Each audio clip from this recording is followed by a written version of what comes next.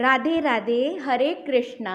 आप सभी को कृष्ण जन्माष्टमी की हार्दिक शुभकामनाएं। उम्मीद करती हूँ आप सब लोग बहुत अच्छे होंगे और अपने अपने जीवन में आगे बढ़ रहे होंगे। मैं प्रिंसी गुप्ता आप सभी का स्वागत करती हूँ प्रिंसी ट्रेजर में। कहा जाता है कि कृष्ण भगवान की चर्चा जितनी बार करो उतनी ही हमारी जीवन की समस्याओं का समाधान होता रहता है। इसलिए हर वक्त बोलना चाहिए राधे राधे, हरे कृष्णा श्री कृष्ण गोविंद हरे मुरारी, हे नाथ नारायण वासुदेव। जितना परमात्मा को हम याद करते हैं उतना ही हमारा जीवन सरल होता जाता है। तो क्यों ना हम लोग आज फिर वो प्राचीन कथा को एक बार पुनः सुने। तो आइए शुरू करते हैं। प्राचीन काल में कंस का अत्याचार बहुत बढ़ रहा था। ज्ञान का अंधकार और अज्ञान का प्रकाश फैल रहा था।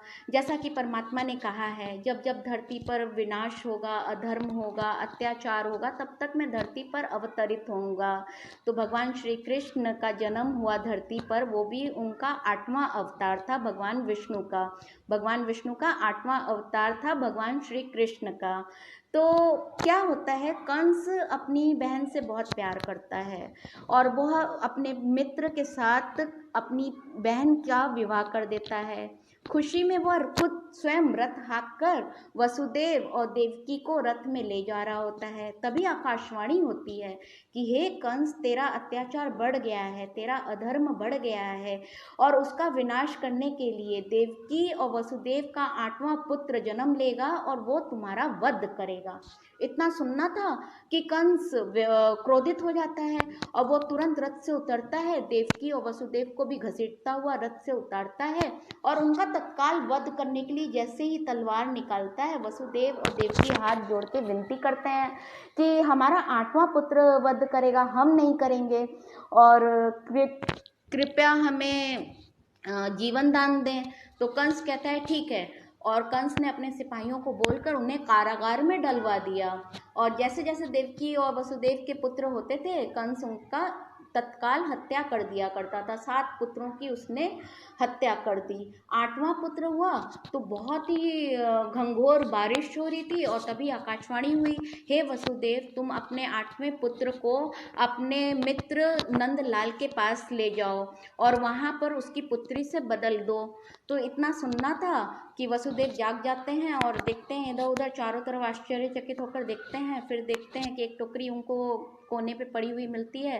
जल्दी जल्दी नया जो जन्म बालक ने लिया था उसे टोकरी में डालते हैं और सोचते हैं कि मैं तो बंधन में बंधा हुआ हूँ, मैं कैसे जाऊँगा बाहर। इतना सोचना था कि उनके सारे बंधन खुल जाते हैं। बंधन खुल जाते हैं और जेल का दरवाज़ा खुल जाता है और सारे सैनिक खुद ब खुद गहरी निद्रा में चले जाते हैं।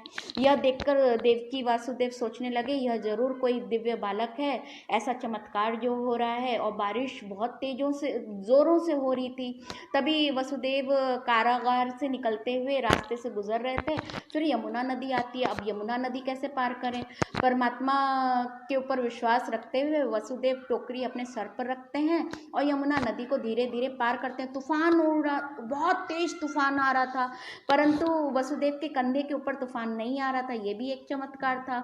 तूफान की नदी जो थी, वो यमुना नदी जो थी, कृष्ण भगवान के श्री चरणों को स्पर्श करके फिर वो नीचे कंधे तक आ जाती है और वसुदेव बड़े सरलता से यमुना नदी पार करने लगते हैं। तभी बारिश तेज होने की वजह से नागराज देखते हैं तो 10 सर वाले नागराज एक छतरी बनाकर भगवान श्री कृष्ण के ऊपर आ जाते हैं और उन्हें वर्षा से बचाते हैं। वसुदेव ये देखकर बहुत प्रफुल्लित होते हैं, कहते हैं ये ज़रूर कोई दिव्य आत्मा है।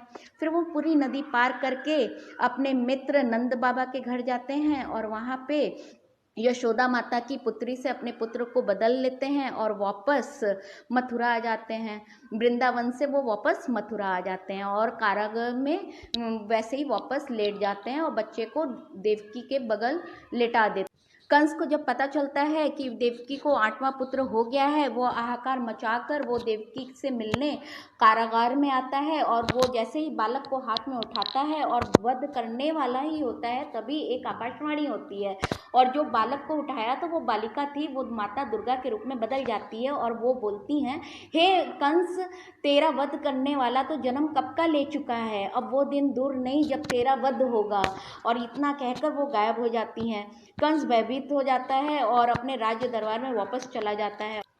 और जैसे ही भगवान श्री कृष्ण बड़े होते हैं, उन्होंने कंस का वध कर दिया, बुराई का अंत किया और अच्छाई की विजय हो गई। आप सभी से विनती है कि अपने अपने कर्म को देखिए, सुधारिए, सदैव अच्छे कर्म कीजिए और बुराइयों को त्यागिए, अच्छाई के रास्ते चलिए। ये कलयुग है, कलयुग को कर्म युग कहा जाता है। तो हमेशा याद रखिएगा कि अच्छे कर्म करना है। आप सबको मेरी कहानी कैसी लगी? अगर अच्छी लगी है तो लाइक कीजिएगा, सब्सक्राइब कीजिएगा और कमेंट करना ना भूलिएगा। और किस प्रकार की कहानियाँ सुनना चाहते हैं वो भी अवश्य लिख दीजिएगा। थैंक यू सो मच इतना अच्छा सुनने के लिए। God bless you all. Bye bye. Hare Krishna. जय माता दी। Bye bye. श्री कृष्ण गोविंद हरे मुरारी, हे नाथ नारायण वासुदेवा। श्री कृष्ण गोविंद हरे मुरारी, हे नाथ नारायण वासुदेवा। श्री कृष्ण गोविंद हरे मुरारी, हे नाथ नारायण वासुदेवा। हरे कृष्णा।